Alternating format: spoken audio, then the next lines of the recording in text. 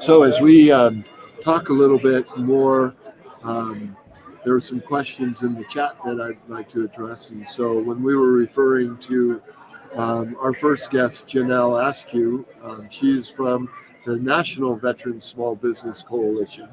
That's NVSBC, and they are located out of Virginia, which was the original area she talked about. One of the other things I thought that was so appropriate that John had to say was talking about the iceberg effect. And do you know, as a business owner, that the things that you neglect are the things that are going to come up and bite you in the tail? And so you've got to have somebody that's over certain areas of your business to watch out for the things that will jump up and bite you. And I used to have a chief executive that would continually remind me that although the administrative part of your business is only 5%, perhaps, of your overall budget, and very rarely will it actually make you any money. However, if you neglect that 5% of your business, it is 95% likely to take you out of business. And those were numbers that used to scare the pants off me, in a sense that you neglect the little things and they will soon become big things, and the big things can then really get in the way of your business productivity. One of the things that we haven't really focused on is the 8A certification. The 8A certification is the reason for this conference. And most of the original members of the National 8A Association were all 8A, except for the prime contractors who were doing business with the 8A businesses that are part of it. Since then, the National 8A has reached out to all small businesses, therefore making it a viable, great organization to be a part of, with phenomenal contacts. And over the course of the last 2 hours of podcast today here at the National 8A Small Business Conference, we've introduced you to several resources that are available to you as a business owner. One of the other things that I wanted to mention was in pursuing an 8A, there's really only a couple criteria that you have to be eligible. One is your net worth has to be under 1.3 million, and that includes the first residence. So you subtract out the value of your primary residence, and that's not included in your net worth for the sake of the 8A. So many people can qualify. Secondly, you must be of a minority ethnicity of some type. That does include women, and it does include service-disabled vets now. We've seen a lot of service-disabled vets get 8As. Traditionally, that program it started for Black Americans, and then it moved into the other ethnicities, and now it's a very broad category of socioeconomic small business certification. The third and final one is you have to be, and this applies to all certifications, by the way, you have to be 51% owner, and you have to demonstrate what I call the rule of three, and that is the 51%. You have to have operational control of the business, and you must be the one that makes the final decisions. In other words, you cannot be overruled in the decision making in your business. And as long as you can demonstrate those three, which are generally done by meeting minutes and or bylaws and or a combination of both, then you qualify, you meet the criteria for any of those socioeconomic certifications. Some of the benefits of the 8A are currently, until this SBA reviews the 8A program, currently they are the only program in existence that is eligible for a sole source set-aside. That is a congressionally mandated program offered through the SBA, and it's technically only for 8As. It has kind of morphed a little bit into, if you as a business can demonstrate you are the only company that can do that kind of work, you can then request a sole source, but the government doesn't have to give you one. And sometimes around the fourth quarter, the end of the fourth quarter is a great time to ask for sole source set-asides if you are a socioeconomically certified business, because the sole source is a very fast contracting methodology for the federal government, and it allows them to turn out more contracts towards the end of the year as the fiscal year winds down.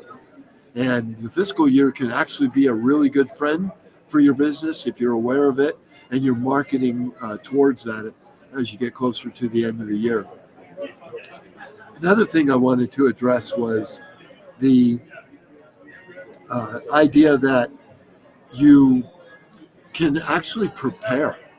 One of the things that I'm encouraging my staff to do, and we're going to get really good at it, and the software that we used, I was hoping we would have Kevin Trin from Federal Compass join us today as well. But one of the benefits of the software that we use, even more than the big boys like Deltek and Onvia and some of the others, is that they have this forecasting tool. So I can look 1 year out at contracts that are going to recompete or be offered at the agency level, and I can begin my business planning and business strategy to pursue those contracts, to get ready for them. And that allows me time to actually market to those opportunities, because as all of our listeners probably are aware, once the federal government issues a requirement, you go into a kind of what I call a hush period, where there's no communication between the government and potential offerers. So understanding when that period of time is critical to your success. And so taking advantage of the non-hush period, which is between forecast and requirement, is a great time to talk to the government and to meet contracting officers, but primarily you want to meet the program managers at the various sites where the requirements will come out. One of the business strategies that we have in 2025 is to get really good at analyzing the forecast and get really good at sending out one of our business development professionals. One of you met earlier this morning at the first podcast here from New Orleans, Ron Drone. Send them out to talk to the program managers and position your firm to be a firm that the government is looking at to see if they want to do business with. And so that's a great opportunity for you to be able to market to those opportunities. The other thing is, one of the questions that came from earlier chat was that there are several challenges and lessons that you're going to learn as you go through entrepreneurship. If you're a vet, I call you a veteranpreneur or a vetpreneur. And some of those are that the federal government can be both your best friend and your worst nightmare at the same time. If you are prepared to do business with the federal government, then they can be your best friend.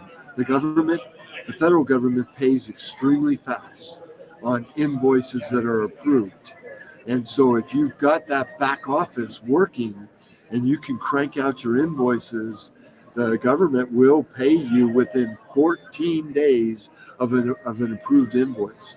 And I have actually submitted for one of our companies an invoice on Monday and had that money in the bank by Friday of that week. That is such a blessing to a small business. And so having your back office in order and having your back office supporting you to get those invoices out in a very professional manner and a very timely manner can guarantee prompt payment. And that's, I think, one of the things that I would say is very attractive about federal government contracting. The other thing is when they put out what they call a PWS, which is a performance work statement, many of us would call it a scope of work. They are very specific in what they want you to respond to, but it doesn't mean that you can't provide your solution. So you build your solution into answering their performance work statement. And as you do that, and you're creating a solution the government may or may not have ever even thought about. Therefore, creating a very unique place for you to be considered as a top offerer for that particular requirement.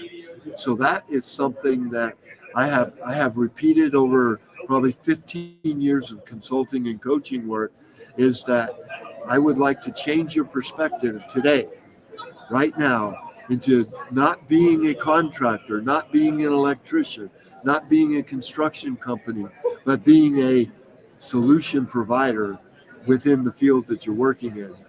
And if you take on the perspective of being a solution provider, the government will seek you out and they will want to talk to you and they will want to do business with you if you use some of the techniques that we've offered in the first two podcasts today. So I want to thank you for joining us today. It's always a joy to come on board with y'all. And I hope over time that these podcasts get contagious. And if you ever have questions or would like to know something that we may be able to address during a podcast, we would certainly be very willing to do that. And let me just make sure before we sign off that I've answered all the questions that are in the chat. So here we have a question of, it's a good question too. Why would somebody want assistance in pursuing an 8A? Or I will make that much more broad than just 8A. Why would you want them to help you pursue any small business certification? And there are several reasons. The first one is if you have the extra, particularly a consulting firm like ours, if you have just a couple extra dollars, you can have somebody do and deal with all of the stress and all of the back and forths and all of the challenges that you're going to face as you deal with a bureaucracy who does nothing more than process your application. So if you've ever dealt with a federal government agency that processes, they kind of put you through a ringer. And so you have to be adept at how to work through that ringer. I would say that's probably the first one. So I'll put a plug in for my firm, SCM Consulting. And if you would like to reduce the headache in applying for a certification, we'll take your headache from you. And we do that for a living, and we're very, very good at it. And we've only had one certification over 1,000 that we weren't able to get for a client. I would say that's reason number one. Number two, and most importantly, is we know the requirements and we know them inside out. And we know which agencies accept what kinds of responses, and having the ability to respond in a way that the agency is responsive to is you couldn't pay enough for that, actually. And that's the kind of thing you ought to look for in a consulting firm. No matter what you're looking for when you hire a consulting firm, is make sure that they know how to work with the people that you want to work with. And if they do, then they're probably a company you should talk to and maybe engage in business. And then I'd say the third and final reason for hiring a consulting firm and why you would hire a firm like ours is because you're going to get certified. You're going to get what you're looking for. And if you can do that with less headaches, and you can do that with a company representing you who operates basically by the power of attorney, and you get the kind of results that you want, then you're going to get your certification. So I would say that's all of the reasons that you would want to get certified. So listeners, if you have any other questions, put them on our SCM Supply Chain Management LinkedIn page. We have several people that can chime in and help you with any concerns that you might have, any questions you might have. And that's really what we're here to do. That's why we're here exhibiting here, is to be a partner to organizations that would like help in navigating their way with the federal government.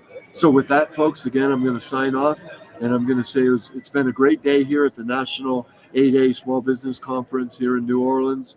And I would challenge you to find a conference that fits a niche that you would like to get into, and then make it a habit to implement and execute all of the ideas that we presented earlier in this morning's podcast. So with that, folks, I want to say adieu and have a great day.